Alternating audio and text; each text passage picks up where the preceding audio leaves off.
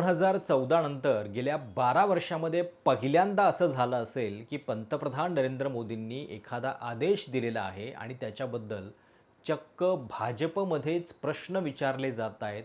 त्या निर्णयाबद्दलच्या शंका व्यक्त केल्या जात आहेत. जंतर मंतरच्या आंदोलनाचं सगळ्यात मोठं यश हे धर्मेंद्र प्रधान यांचा राजीनामा होणं नव्हतं, तर या आंदोलनानं प्रश्न विचारण्याचं बळ लोकांना दिलेलं आहे. आपण आपल्या आजूबाजूला बघतोय की अनेक लोक आता धाडसानं प्रश्न विचारत आहेत आणि हे लोण चक्क भाजपमध्ये सुद्धा पोहोचल्याचं दिसतंय.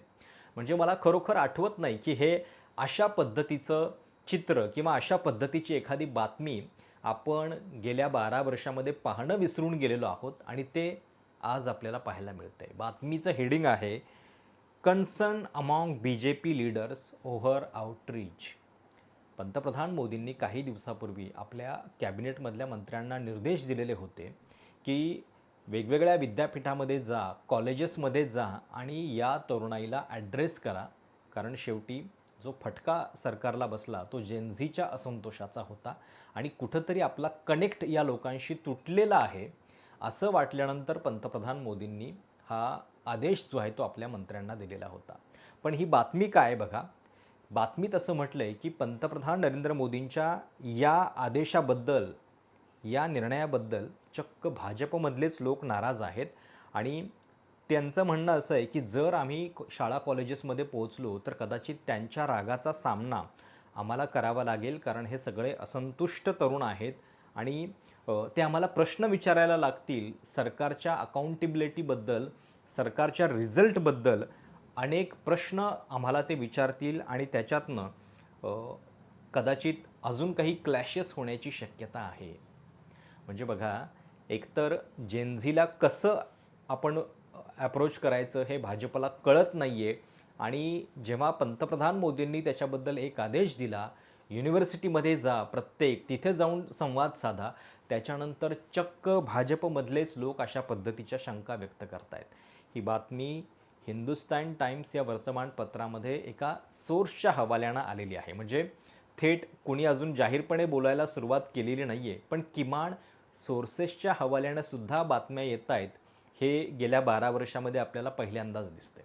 आता त्याच्यामध्ये एक फरक आहे की जर समजा काँग्रेसमध्ये अशा पद्धतीची सोर्सेसच्या हवाल्यानं बातमी असती तर कदाचित ही एवढीशी बातमी एवढी मोठी करून की कसा असंतोष आहे पक्षामध्ये आणि दोन गट पडलेले आहेत वगैरे वगैरे अशा खूप चर्चा झाल्या असत्या.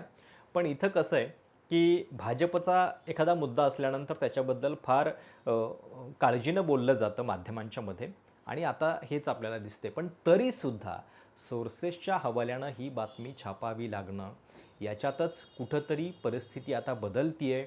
शंका घेतल्या जात आहेत मोदींच्या एखाद्या निर्णयाबद्दल, हे आपल्याला याच्यातनं दिसते. आता या बातमीमध्ये जो सोर्स सांगितलेला आहे तो पार्टी फंक्शनरी असं म्हटलेलं आहे. म्हणजे भाजपमध्ये पक्षात काम करणारा, अर्थातच जो व्यक्ती हिंदुस्तान टाइम्स या वर्तमानपत्राशी बोलू शकतो तो बऱ्यापैकी वरच्या पदावरती असणार आणि तो व्यक्ती स्वतःहून सांगतोय की अशा पद्धतीच्या गोष्टी ज्या आहेत त्या करणं या लेवलला किती अवघड आहे. म्हणजे जेनझीच्या या सगळ्या आंदोलनानंतर एकीकडे राहुल गांधी यांची लोकप्रियता तरुणांमध्ये वाढल्याचं दिसतंय. पुण्यातल्या छात्रों की गूंज कार्यक्रमामध्ये आपण बघितलेलं होतं. तरुणाई सगळी राहुल राहुलचे नारे देत होते.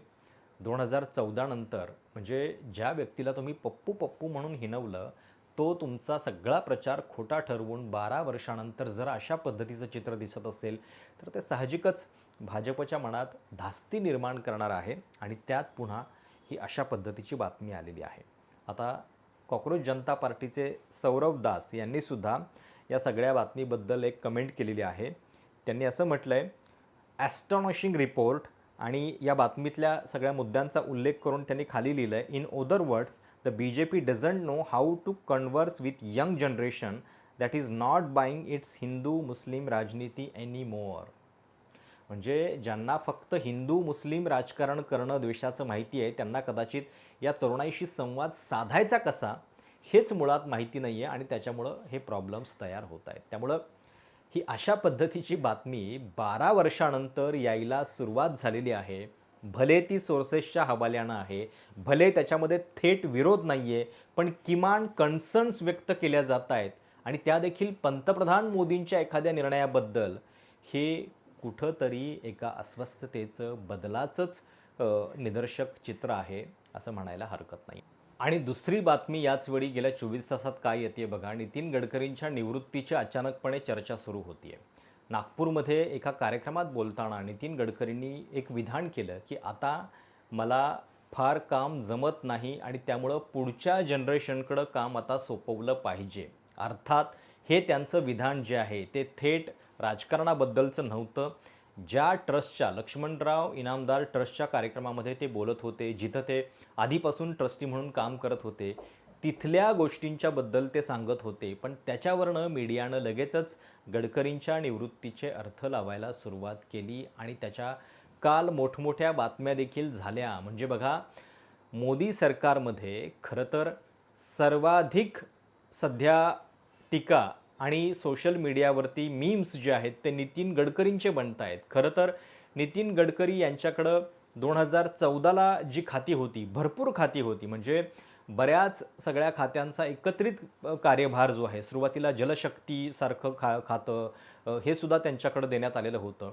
पण हळूहळू त्यांची खाती कमी होत गेली आणि आता फक्त ट्रान्सपोर्ट मंत्री ते आहेत. 2022मध्ये त्यांना BJPच्या पार्लमेंटरी बोर्डातून सुद्धा बाजूला करण्यात आलं. त्यावेळी नितीन गडकरी आणि शिवराजसिंग चौहान या दोघांना बाजूला करण्यात आलं आणि त्यांच्याऐवजी कर्नाटकचे येडियुरप्पा आणि आसामचे माजी मुख्यमंत्री सर्बानंद सोनोवाल यांचा समावेश भाजपच्या पार्लमेंटरी बोर्डामध्ये, म्हणजे भाजपचं जे सर्वात हायेस्ट डिसिजन मेकिंग बॉडी आहे त्याच्यामध्ये त्यांचा समावेश झालेला होता. 2022ला नितीन गडकरी या पक्षाच्या सर्वोच्च कमिटीतून बाजूला झाले, जे कधी काळी अध्यक्ष होते आणि अनेकदा माजी अध्यक्षांचा मान म्हणून त्यांना या पार्लमेंटरी बोर्डामध्ये ठेवलं गेलेलं होतं. पण गडकरींच्या बाबतीत मात्र ते झालं नाही आणि 2024ला तर ते मंत्री राहतील की नाही इथपर्यंतची चर्चा होती, पण त्यांना ट्रान्सपोर्ट मिनिस्ट्री देण्यात आली पुन्हा एकदा. आणि आता ज्यावेळी नितीन नबीन यांची नवीन टीम बनलेली आहे, लवकरच कॅबिनेट एक्सपान्शन पुन्हा एकदा मोदी सरकारमध्ये अपेक्षित आहे. ते कदाचित सप्टेंबरमध्ये घडेल किंवा नंतर घडेल आपल्याला माहिती नाही आहे, पण ते होणार हे नक्की आहे. कारण बऱ्याच जागा रिक्त आहेत, बरीच परम्युटेशन्स कॉम्बिनेशन्स होणं बाकी आहे आणि या पार्श्वभूमीवरती गडकरींच्या निवृत्तीची बातमी अशी अव्वाच्या सव्वा करून चालवली जाते. काय नेमकं याच्या पाठीमागे आहे? तुम्हाला माहिती आहे की इथेनॉलचा जो मुद्दा आहे तो केवळ म्हणजे बाकीचे त्यांचे विरोधक नव्हे, भाजपचा मतदार असलेला वर्गसुद्धा या सगळ्या निर्णयावरनं नाराज आहे. आणि या सगळ्याबद्दल खरं तर पेट्रोलियम मंत्र्यांचा संबंध असण्यापेक्षा नितीन गडकरी जास्त टार्गेट होत आहेत.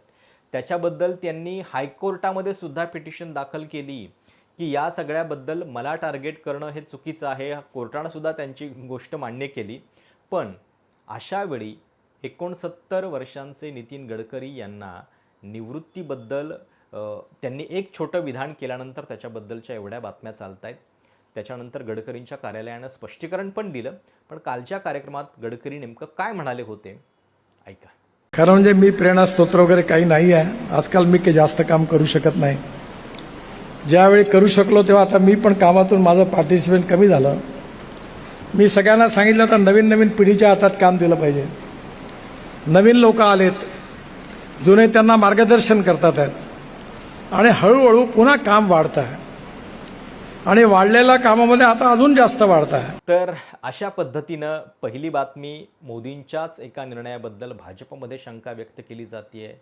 दुसरी बातमी गडकरींच्या निवृत्तीबद्दलच्या उलटसुलट चर्चा आणि तिसरी बातमी आहे राष्ट्रीय स्वयंसेवक संघाचे सरसंघचालक मोहन भागवत अमेरिकेमध्ये आहेत आणि अमेरिकेमध्ये मॅनहॅटनमध्ये त्यांचा जो कार्यक्रम होणार आहे त्याच्यावरनं न्यूयॉर्कचे महापौर ममदानी यांनी थेट विधान केलेलं आहे की अशा पद्धतीच्या कार्यक्रमाला त्यांचा विरोध आहे, अशा पद्धतीच्या संघटनेला विरोध आहे. अर्थात अमेरिकेमध्ये व्यक्ती स्वातंत्र्य आणि इतर सगळ्या गोष्टींचं जास्त मूल्य असल्यामुळं थेट या कार्यक्रमाला ते रद्द करू शकतात का याच्याबद्दलच्या शंका आहेत. पण तरीसुद्धा ज्यावेळी सरसंघचालक अमेरिकेच्या दौऱ्यावरती आहेत तेव्हा अमेरिकेतली एखादी महत्त्वाच्या पदावरची व्यक्ती संघाच्या विरोधातलं विधान करते, कार्यक्रमाच्या विरोधातलं विधान करते आणि दुसरीकडे त्याचवेळी संघावरती बंदी घालण्याची मागणी अमेरिकेतल्या काही संस्था करतायत. अर्थात त्या संस्था कशा बायस्ड आहेत, त्या पक्षपाती आहेत आणि भारताबद्दलचा त्यांचा दृष्टिकोन पूर्वग्रह दूषित आहे. अशा पद्धतीचा बचाव सरकारद्वारे इकडं भारतात केला जातो आहे. खरं तर म्हणजे RSSवरती होणाऱ्या आरोपांचा बचाव सरकारनं करायची काय कारण आहे? पण ते आपल्याकडे इतक्या खुलेआम पद्धतीनं चालू आहे. त्यामुळं या सगळ्या बातम्या तुम्ही एकत्रित करून बघा. तुम्हाला दिसेल की जंतर मंतरच्या आंदोलनाचा परिणाम कुठे कुठे आणि कसा कसा व्हायला लागलेला आहे.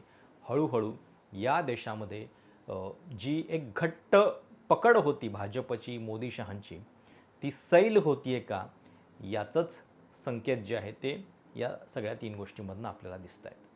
तुम्हाला याच्याबद्दल काय वाटतं? कमेंट्समध्ये नक्की कळवा. चॅनल सबस्क्राईब करायला विसरू नका. धन्यवाद.